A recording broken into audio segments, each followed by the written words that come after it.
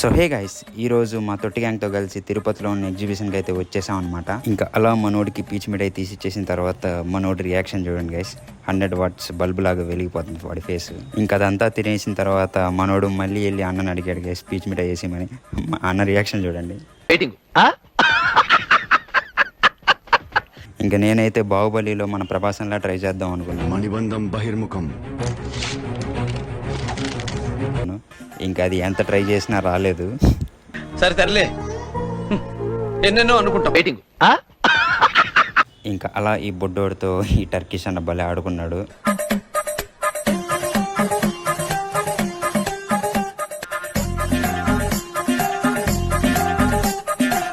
Interest పోయింది, ఎందుకంటే ప్రతి దశలోనూ పెంట పెంట చేస్తుంటే నాకు ఇంట్రెస్ట్. నాకైతే దాంట్లో నుంచి వస్తున్న అరుపులు ఏంటంటే బ్రహ్మానందం గారే గుర్తొచ్చారు గైస్.